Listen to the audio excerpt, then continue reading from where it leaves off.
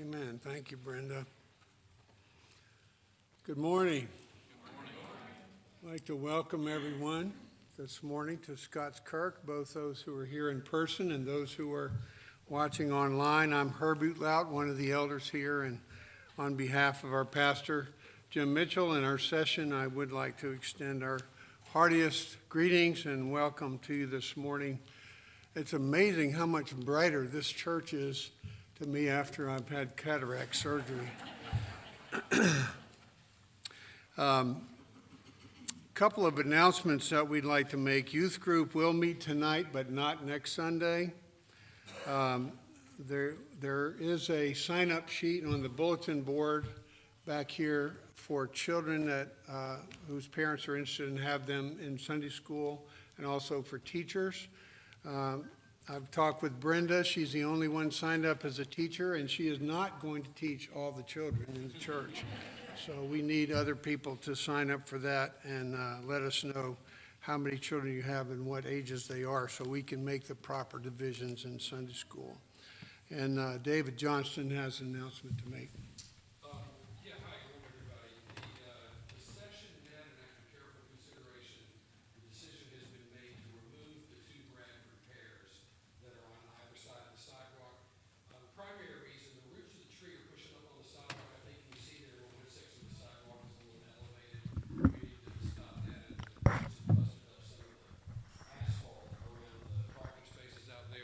So that's one of the things that they considered, the fact that it's messing with the concrete and the asphalt. Also, the South Carolina Forestry Commission has declared the Bradford pear an invasive species. They are cross-pollinating with a tree called the Callery pear, and it's creating this thorn tree that's occurring in the forest and is pushing out natural species. So the Forestry Commission is asking everybody, if you've got a Bradford pear, take it down. Just so you know, the Bradford pears originate from China. They were introduced in 1964. Probably like a lot of things from China, it's not working out very well. The Bradfords were blocking our security lighting on the front of the church. So bottom line, very circumspect. We're very sensitive to the fact that everybody enjoys our beautiful grounds, and we made a very carefully thought out decision, but they will be coming down.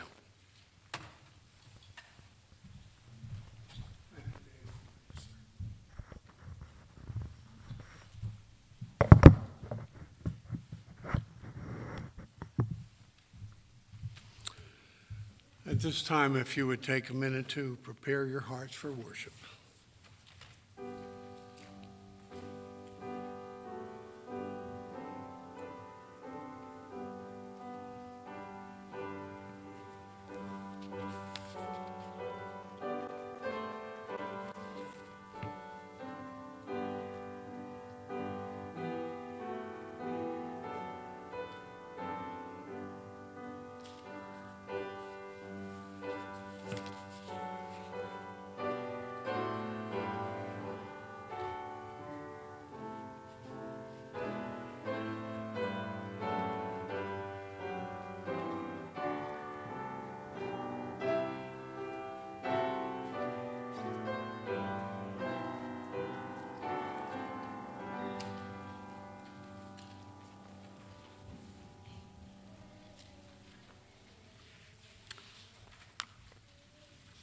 Our sermon today is on the majestic name of the Lord from Psalm 8. And as our call to worship, I'd like to read Psalm 145, which focuses on the greatness of our God. Psalm 145, a song of praise of David. I will extol you, my God and King, and bless your name forever and ever. Every day I will bless you and praise your name forever and ever. Great is the Lord and greatly to be praised, and his greatness is unsearchable. One generation shall commend your words to another and shall declare your mighty acts. On the glorious splendor of your majesty and on your wondrous works I will meditate. They shall speak of the might of your awesome deeds, and I will declare your greatness. They shall pour forth the fame of your abundant goodness, and shall sing aloud of your righteousness. The Lord is gracious and merciful, slow to anger, and abounding in steadfast love. The Lord is good to all, and his mercy is over all that he has made. All your works shall give thanks to you, O Lord, and all your saints shall bless you. They shall speak of the glory of your kingdom and tell of your power, to make known to the children of man your mighty deeds and the glorious splendor of your kingdom. Your kingdom is an everlasting kingdom, and your dominion endures throughout all generations. The Lord is faithful in all his words and kind in all his works. The Lord upholds all who are falling and raises up all who are bowed down. The eyes of all look to you, and you give them their food in due season. You open your hand, you satisfy the desire of every living thing. The Lord is righteous in all his ways and kind in all his works. The Lord is near to all who call upon him, to all who call on him in truth. He fulfills the desire of those who fear him. He also hears their cry and saves them. The Lord preserves all who love him, but all the wicked he will destroy.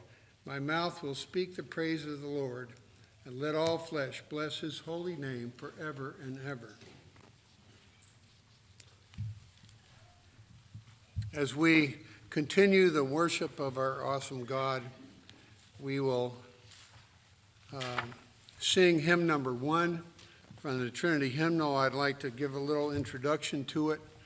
The text is written by William Keith, who was born in 1561 and died on June 6, 1594 in Dorsetshire, England. Written over 400 years ago and printed in the First English Psalter, this hymn is the oldest English hymn text that we sing. Other hymns with earlier dates are translations of German, Latin, or Greek texts. William Keith, a Scotsman, was a minister in the Church of England during the reign of Queen Mary, 1553 to 1558. Persecution of Protestants was so severe that public singing ceased almost entirely. Protestants fled England to escape persecution. Keith fled to Germany, where he was greatly influenced by John Calvin and the forms of worship in the Reformed movement.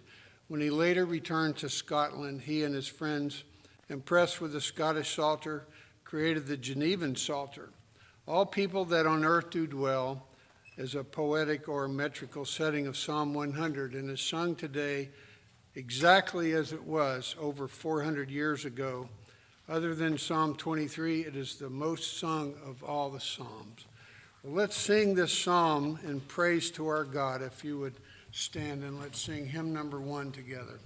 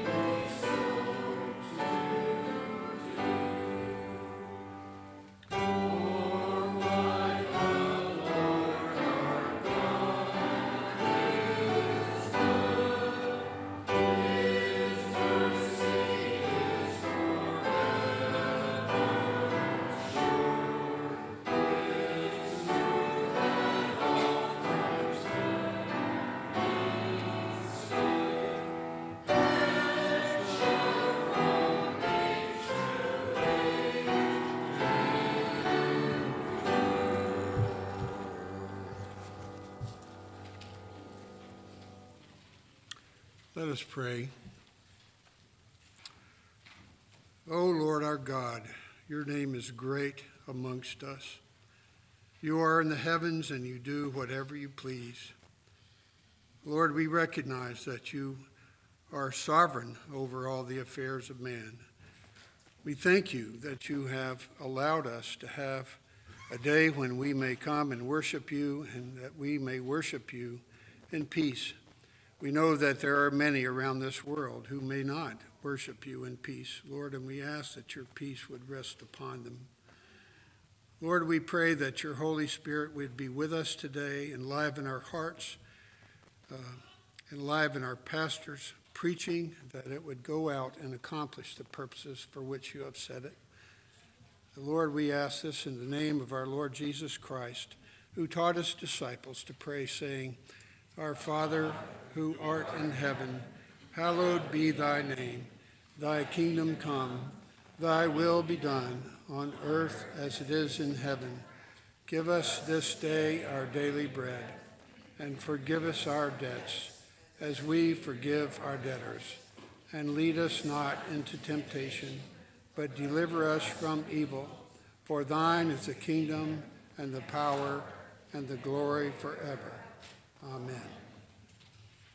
Please be seated.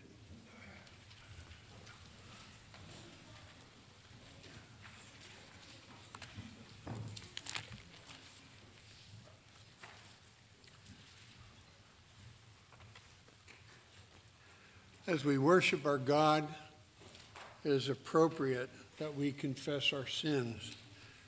Our confession of sin today is taken from Romans 3, verses 10 through 20.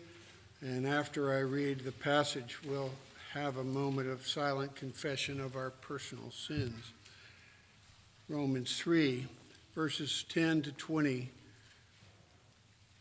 For we have already charged that all, both Jews and Greeks, are under sin. As it is written, none is righteous, no, not one. No one understands. No one seeks for God. All have turned aside. Together they have become worthless. No one does good, not even one. Their throat is an open grave. They use their tongues to deceive. The venom of asps is under their lips. Their mouth is full of curses and bitterness. Their feet are swift to shed blood, and their paths are ruin and misery, and the way of peace they have not known. There is no fear of God before their eyes. Now we know that whatever the law says, it speaks to those who are under the law, so that every mouth may be stopped, and the whole world may be held accountable to God. For by works of the law, no human being will be justified in his sight, since through the law comes knowledge of sin. Let's take a moment for silent confession of sin.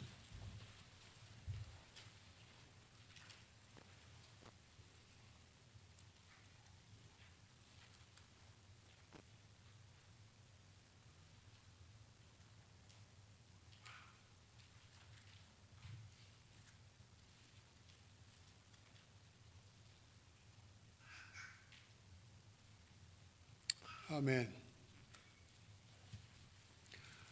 Well, the good news of the gospel is that though we are bad, Jesus is good, and he has taken our sins upon us. And so we have assurance of pardon, and this is taken from Romans 5, 6 through 11. For while we were still weak, at the right time, Christ died for the ungodly. That's us. For one will scarcely die for a righteous person, though perhaps for a good person one would dare even to die. But God shows his love for us in that while we were still sinners, Christ died for us. Since therefore we have now been justified by his blood, much more shall we be saved by him from the wrath of God. For if while we were enemies we were reconciled to God by the death of his Son, much more, now that we are reconciled, shall we be saved by his life. More than that, we also rejoice in God through our Lord Jesus Christ, through whom we have now received reconciliation. Amen. Praise God. Our confession of faith is in your bulletin. It's taken from the Westminster Confession of Faith, chapter 4 and part 1. Let's read this together.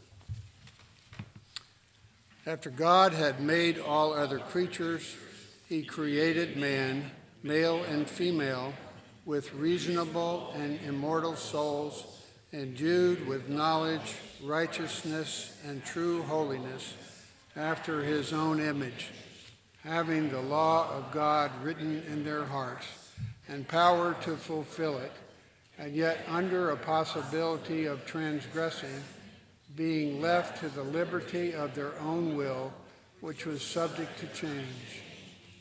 Besides this law written in their hearts, they received the command not to eat of the tree of knowledge of good and evil, which while they kept, they were happy in their communion with God and had dominion over the creatures.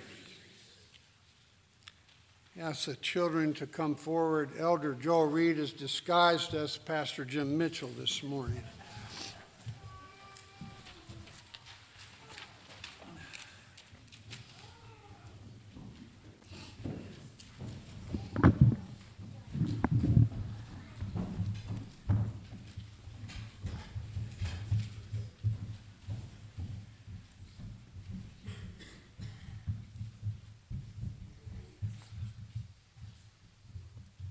Pick a seat, pick the floor. Good to see you all today. Have any of you ever looked up at the stars in the sky before? Have you? I think most of you probably have. You know, there's a lot of stars up there, right? How many stars do you think there are in the sky? Anybody have a guess? 5, 10, 12? A million. 5,000. Well, guess what? Just in our galaxy, the Milky Way, there are hundreds of, not millions, but hundreds of billions of stars. And that's just one galaxy. God made many galaxies in this whole universe. And our psalm today says, how majestic, how great is his name, because he did all this. It's his work that he made such an amazing universe. And that's a reason to praise him, isn't it?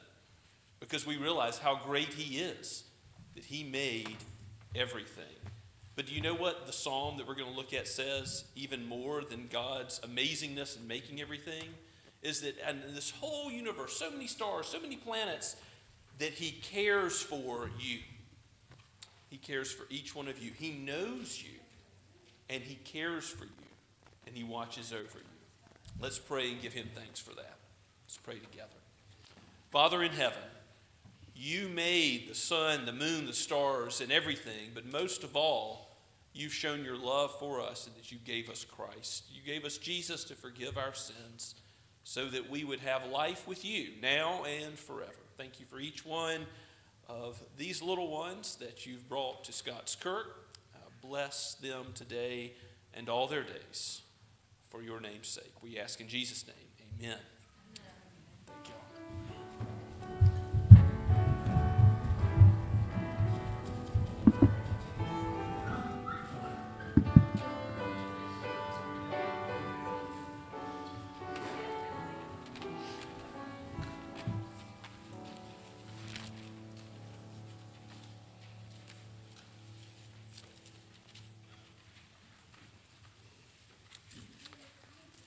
Our scripture reading today is taken from Matthew chapter 21 and verses 10 through 17. If you would like to follow along in your copy of God's Word. Matthew 21, verses 10 through 17. And Jesus entered the temple and drove out all who sold and bought in the temple, and he overturned the tables of the money changers and the seats of those who sold pigeons. He said to them, it is written, my house shall be called a house of prayer, but you make it a den of robbers. And the blind and the lame came to him in the temple, and he healed them. But when the chief priests and the scribes saw the wonderful things that he did, and the children crying out in the temple, Hosanna to the Son of David, they were indignant. And they said to him, do you hear what these are saying? And Jesus said to them, yes. Have you never read? Out of the mouth of infants and nursing babies you have prepared praise. And leaving them, he went out of the city to Bethany and lodged there. The word of the Lord.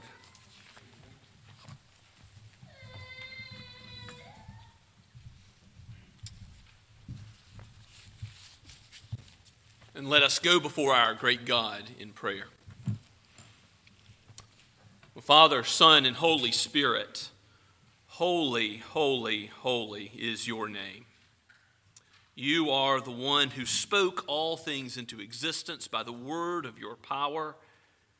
You created the heavens and the earth in the space of 6 days, and all very good, because you are good.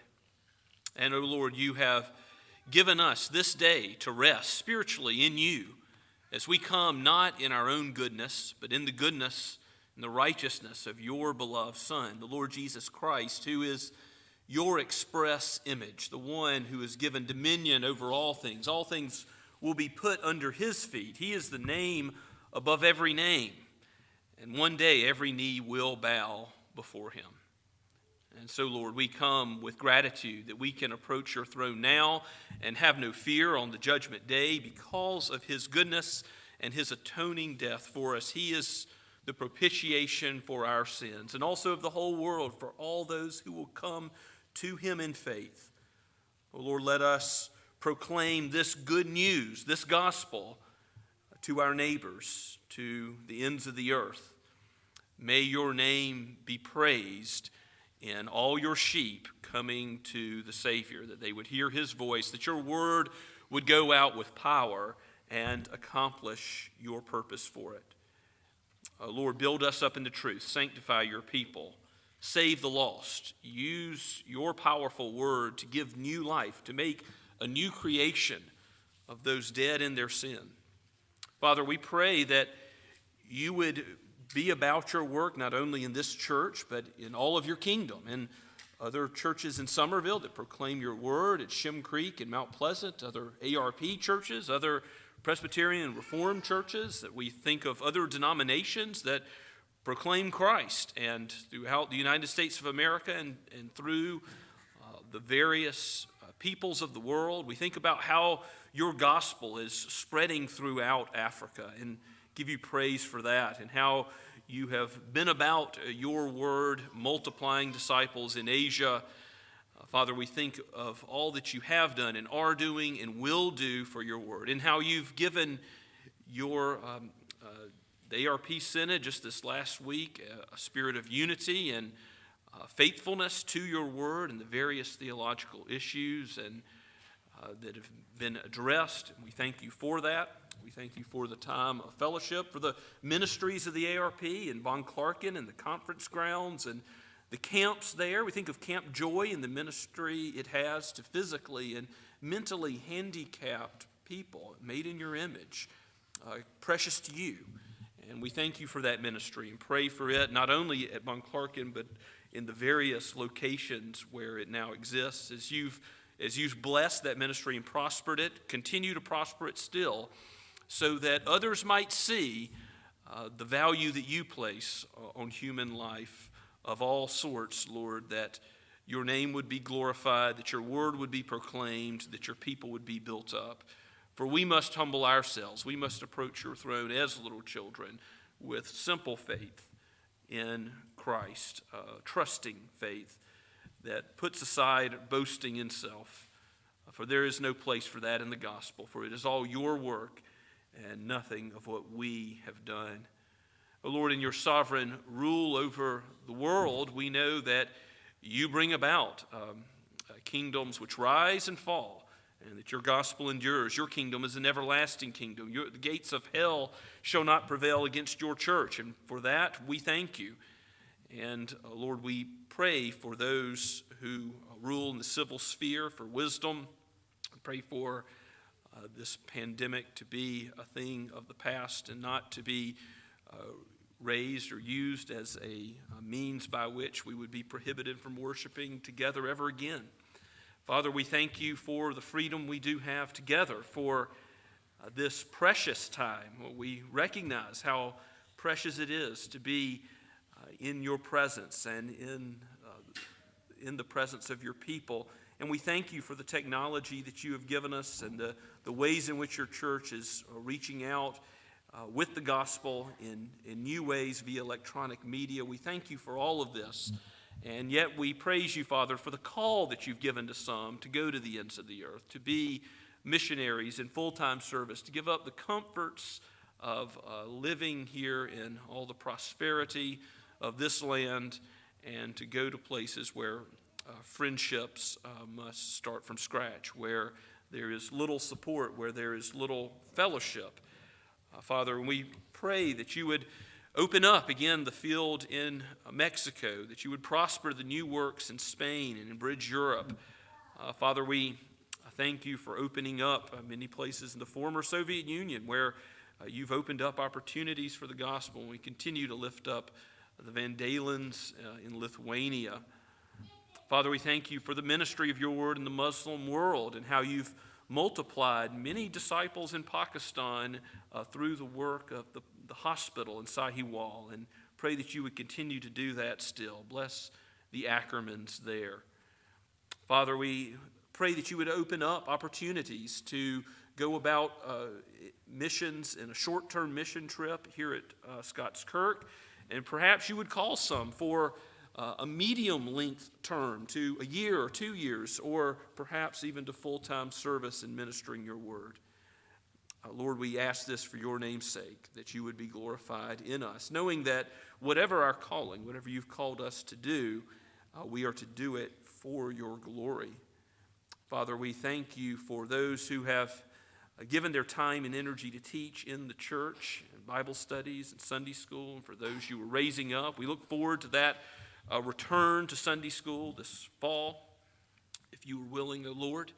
And so we pray even for the ministry of your word in that now. We pray for families who are seeking to teach their children the nurture and admonition of you, the fear of you as the beginning of all wisdom. And we pray for those preparing for marriage and, Lord, preparing to raise up godly offspring, that your name would be glorified in them as well. We lift up those who are sick and ill, for those who mourn, give comfort.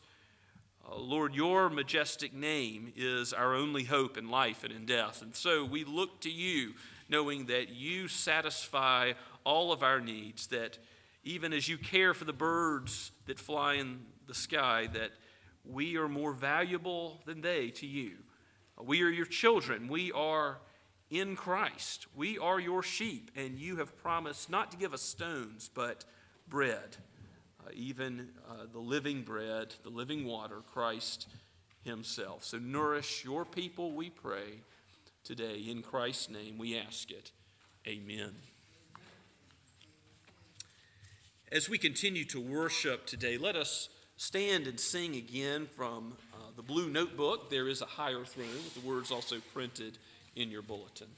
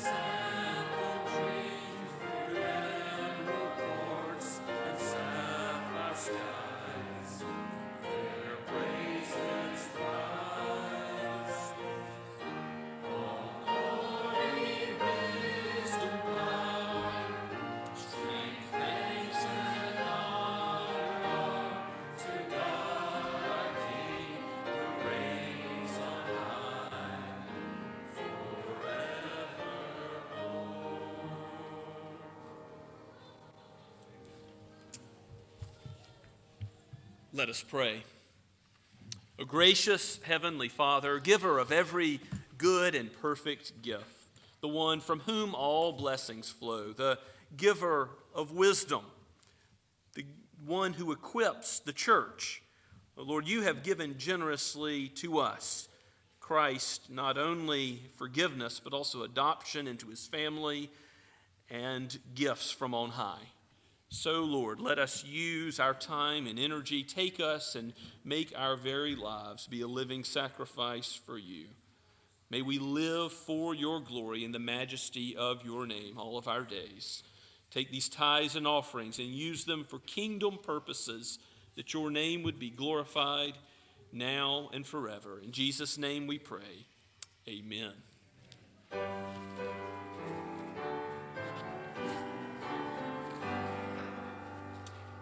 Praise God from whom all blessings flow. Praise him, all creatures there below. Praise him above the heavenly host. Praise Father, Son, and Holy Ghost.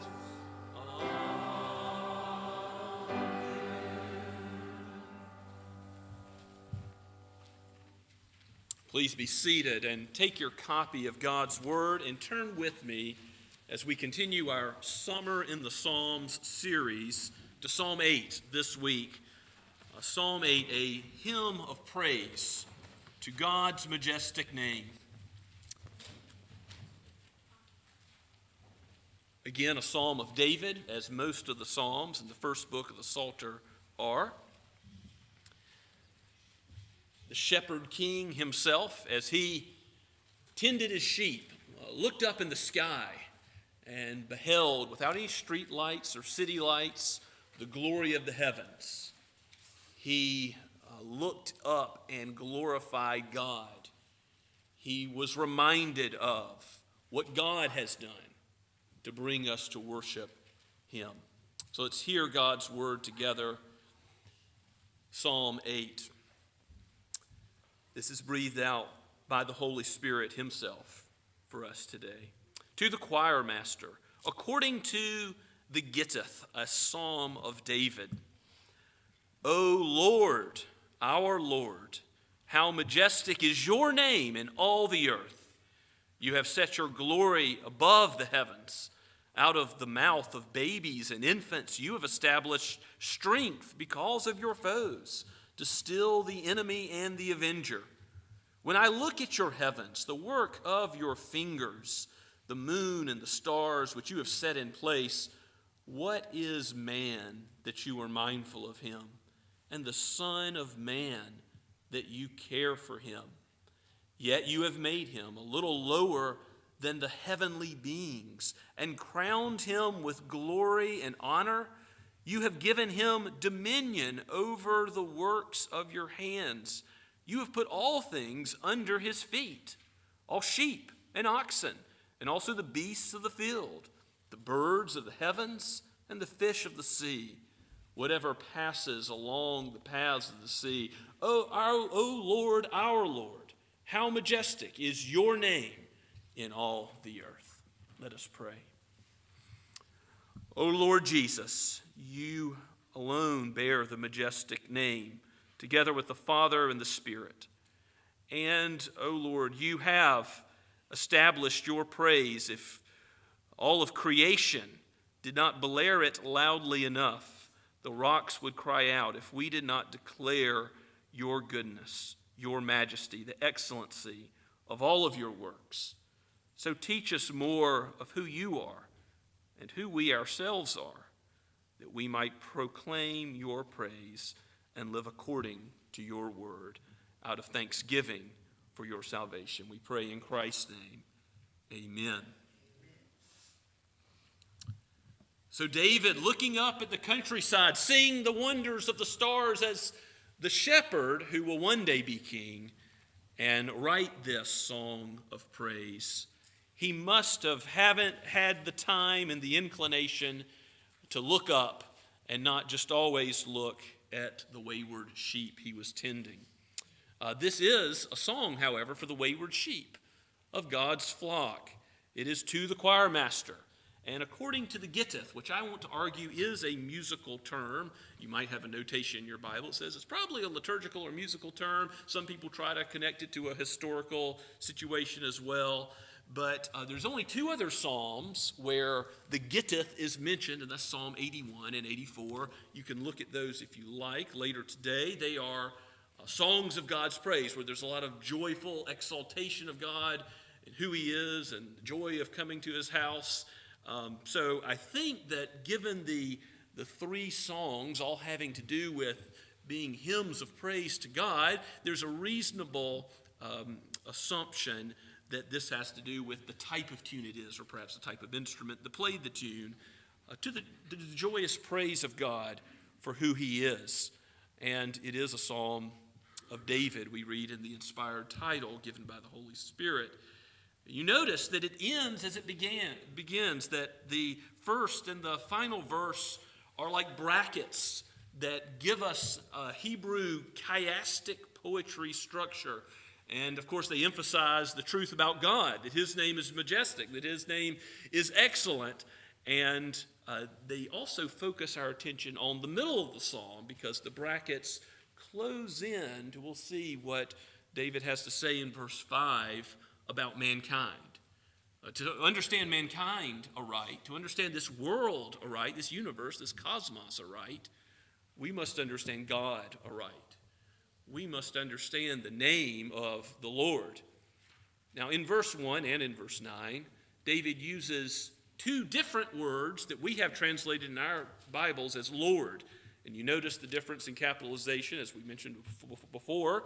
The first, O Lord, is in all caps. That is Yahweh. That is God's covenant name. That is God's name that reminds his people of how great he is, that he's the great I am, who always has been and is and who will be, but also that he's the God of covenant faithfulness, that he's the God who is with his people. He will be our God. We will be his people. This, O Lord, is God's special name. But then the second, our Lord, in verse 1, is the word for master, Adonai.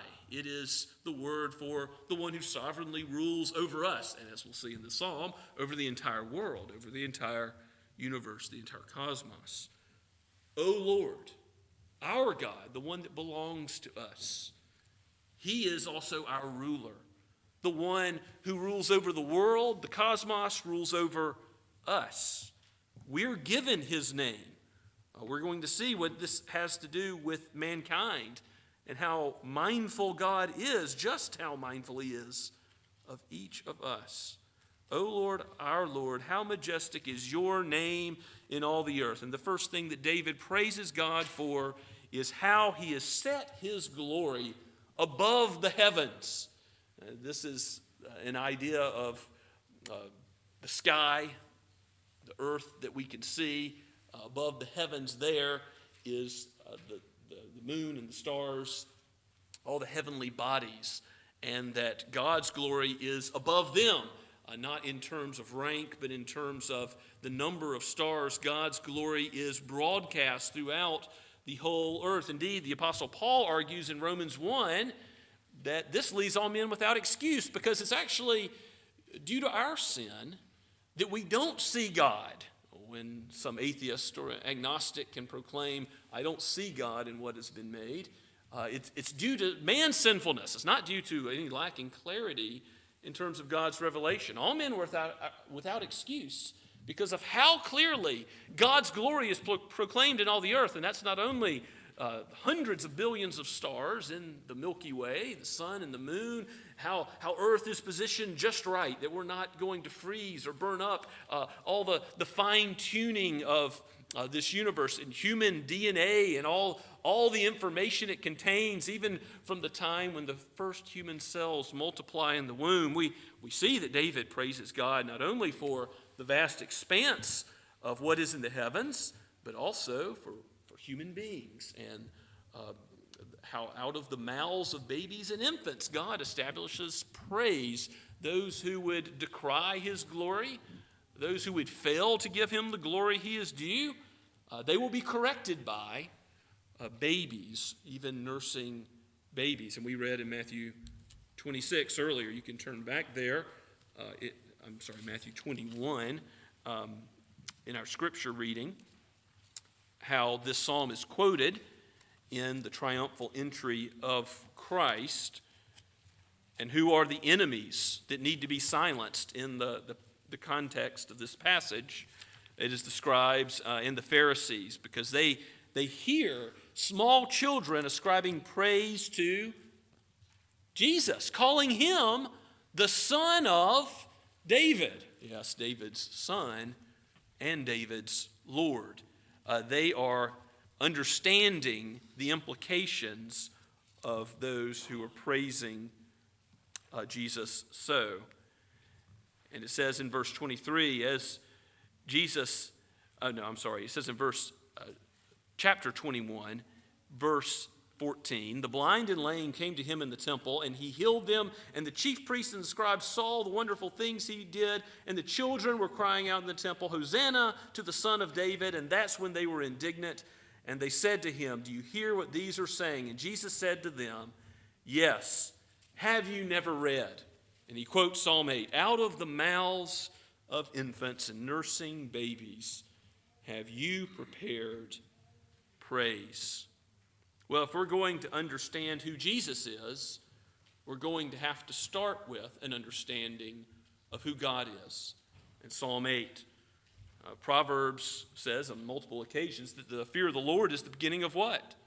Wisdom. To understand anything in this world aright, we're going to understand science and the foundation of consistency in this world. We're going to have to understand God. By his light, we see light. Psalm 36:9. It's only by taking thoughts captive to Christ that we can not only feel and do what we ought to do in religious worship, but think correctly. Because this is God's world. All of it bears his mark. There's no scope of inquiry that is neutral. It is all designed by him, sustained by him, and being worked towards his ultimate purposes. So that means whatever subject you're to study in college, young people, whatever career you're to go to, and whatever vocation you're to live out, it's all to be done for God's glory in our thinking as well as our emotional life and in how we obey God's word. God, our Lord, is our master, and he is to be the one that instructs us and informs us about every aspect of this universe, to the furthest star and the furthest galaxy, down to our understanding of mankind, even what praise nursing babies and infants would give Christ, who is the ultimate fulfillment of this psalm. This is a messianic psalm, explicitly so. I would argue that all 150 psalms are messianic and that they all point to Christ. As Jesus says in Luke 24 on the road to Emmaus, all the scripture is about him. But this one is explicitly quoted not only here in Matthew 21, but also in Hebrews chapter 2, and possibly alluded to other places as well. It is clearly fulfilled in Christ. So if we're going to know Christ rightly, we're going to have to understand Psalm 8. So back in our text of Psalm 8, in verse 3, David continues to exalt God for his work in the heavens. When I look at the heavens, the work of your fingers. Now, God doesn't have literal fingers. This is anthropomorphic language that gives him and it gives him the characteristics of a human. And what do your fingers do? They do small, intricate micro movements, and God has placed all these stars, all the billions and trillions of stars in the universe by his exact care of his fingers. And also your fingers are kind of, it's not the biggest work you can do with your body. It's just his fingers. Imagine what God's strong right arm can do. Imagine what he spoke this whole world into existence. He said, let it be, and it was. He didn't need a process. He didn't need time. He said the word, and he created it all. So is the power and majesty and might of God. And I do hope that when you look at leaves on the trees, or birds in the air, or a salamander, the rivers, the mighty Mississippi, the ocean, the Grand Canyon. Nobody goes to the Grand Canyon and thinks, I am really significant. Sometimes when you go to a mountaintop and you behold a great sky, you think, I am small, rightly, and God is great. What he has made is not to be worshiped, but what he made is great and should draw us to worship him.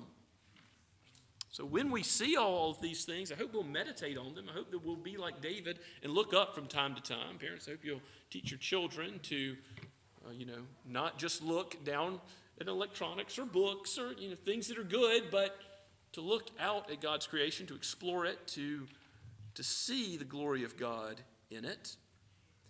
And then in verse 4, we have the question, which is really the climax of this psalm, to study something else, to study who we are in the light of God's revelation.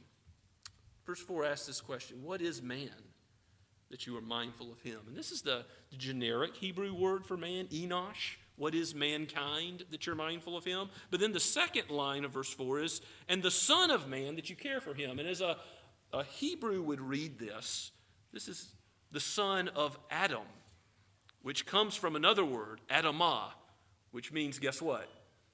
Dirt, from which Adam is derived. What is the son of Adam that you would care for him? What is the son of dirt?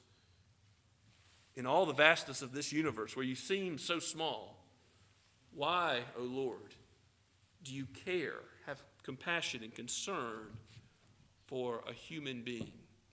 And verse 5 is really that in the chiastic structure of this psalm. It's bracketed at each end. Verse 5 is really the heart of it, which is emphasized by the structure and at the concept level is the most important. It answers the question in verse 4. Who is man? Who are we in light of the excellency of God's name? It says in verse 5, yet you have made him, that is mankind, the sons of dirt, you have made mankind a little lower than the heavenly beings and crowned him with glory and honor. Is mankind distinct from the animals?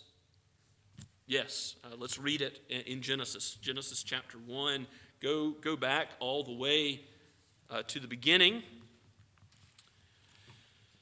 of the creation story. Let's look at Genesis chapter 1, just verses 26 and 27, and see how many times it says how God has created man. The living creatures of the earth and of the sea already been made, and of the air already been made.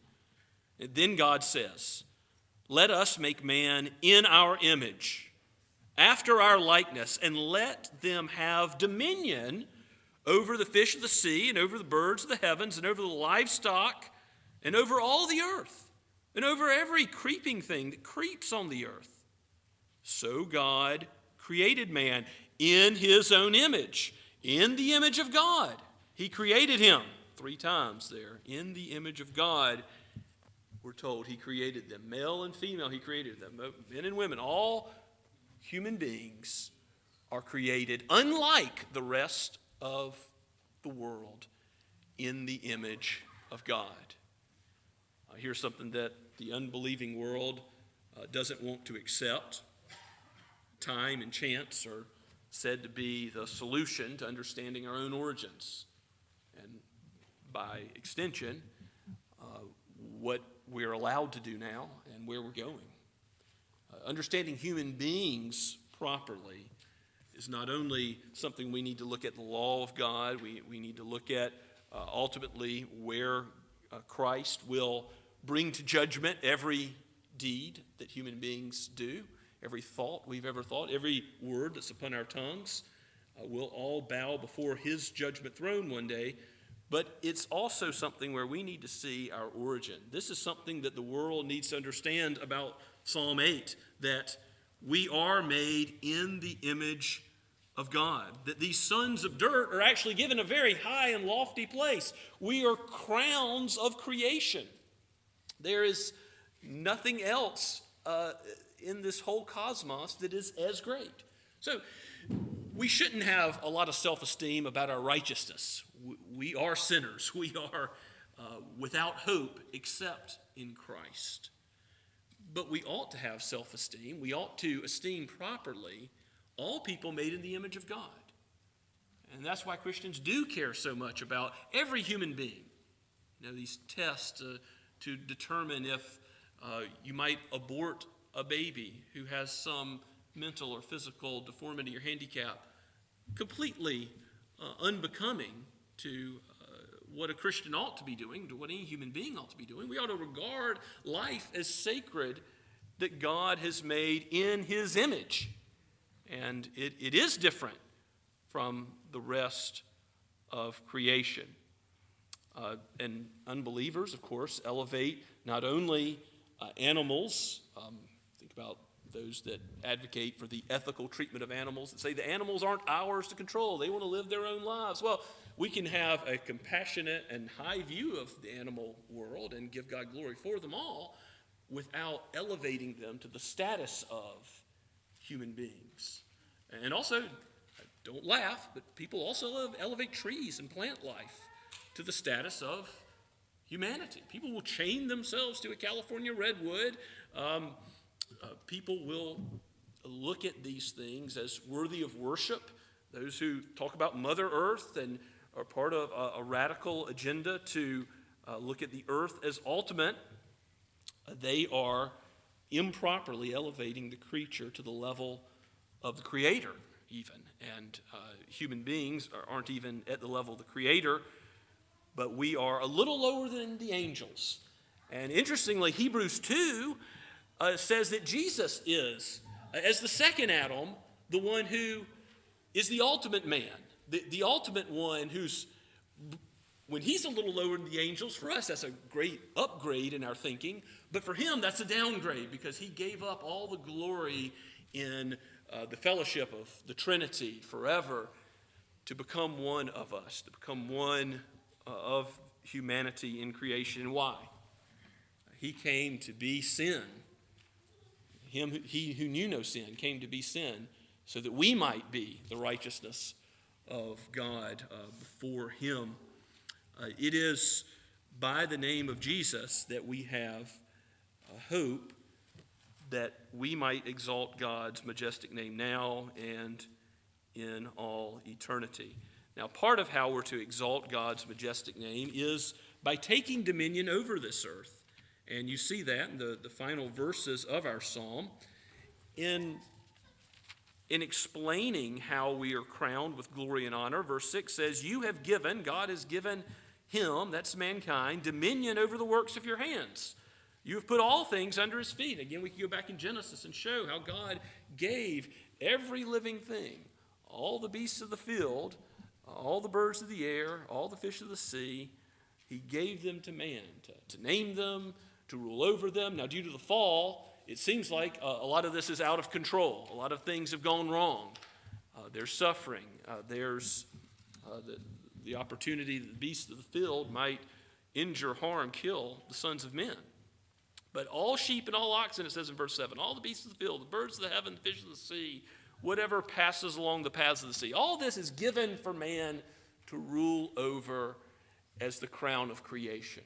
And, of course, that has implications for eating meat to sustain human life, building bridges and dams, and taking dominion over creation, building skyscrapers, laboring with creativity in God's world. Now, I hope that we also have implications for stewardship. We want to have some beautiful mountains that man's never touched for the next generation. We want to let our children's children see the Grand Canyon as well. But it's not as simple as something untouched by man is better, right? Because cities and things that are brought under the control of mankind, think about something as magnificent of a human invention as the Panama Canal, linking Atlantic and Pacific. All of these things are not to give man glory, but they are to fulfill the dominion mandate that God has given man over creation. It's pretty amazing that we can dive to the depths of the bottom of the ocean. It's pretty amazing that we can send aircraft and even spacecraft into space. I won't have my faith shaken if one day there's signs of other life and we find in the universe some other form of living being, but there is a sense in which in all this vastness, we ought not search for the meaning of life out there. God has, in all the vastness of the universe, proclaimed humanity on this planet with all the fine-tuning of everything in it to be where he has set his care, his affection on his people. Beloved, you ought to feel precious to the Lord based on creation and based on Christ, based on God's word and based on God's revelation in nature. Yes, one day Jesus will also fulfill verse 6. He will put all things under his feet in the sense of he will show himself to be the one who does properly everything that Adam did improperly. Everything that Adam messed up in the fall, Christ, as the second Adam, will restore. There will be a new heavens, a new earth, where every tear is wiped away, just as we have already sung, because of the work of Christ, because of his righteousness, because of his atoning death. We can fall down and worship him. He's said to be the very exact imprint of God's glory, the radiance of his glory. In Hebrews 1:3, he is the name that is above every name. So though we are sons of dirt, though we are sons of Adam, Christ has come and he has conquered sin and death. And all that Adam brought, all that we've brought by our own sin, if you place your faith in him, you will proclaim the majesty of God's name with the angels in heaven that proclaim it constantly, day and night, forever and ever. We will gather around the throne with every tribe and tongue of mankind, and we will proclaim in resurrected bodies like Christ the majesty of God the Father, Son, and Spirit forever and ever. May he be praised in our lives. Let's pray together. Father, we thank you for your word, for how it informs our mind, for how it stirs our hearts. And Lord, we pray that you would help us to live according to this dominion mandate you've given. Give us wisdom in that. In our vocation, give us wisdom as parents, as children, as stewards of the next generation, as those who live in this cosmos and on this earth. Give us wisdom to live as those who you've made in your image, but also wisely and as stewards, and most of all with praise, with wonder, with worship, permeating our lives, so that your great name is our song all the day long, all of our days. We pray it in Jesus' name. Amen. Let us stand and sing God's praise now from our closing hymn, O Worship the King. Hymn number 2 in the Trinity hymnal are printed in the bulletin.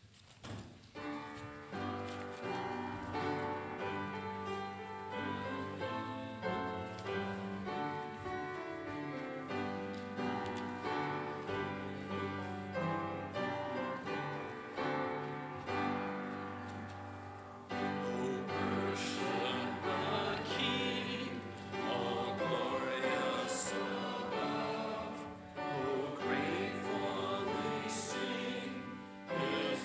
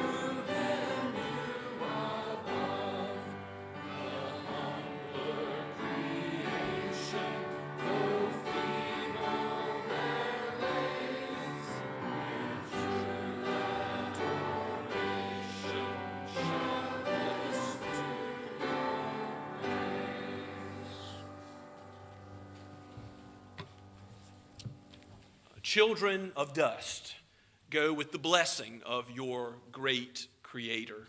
Now may the grace of the Lord Jesus Christ, the love of God the Father, and the fellowship of the Holy Spirit be with you now and forever. Amen and amen.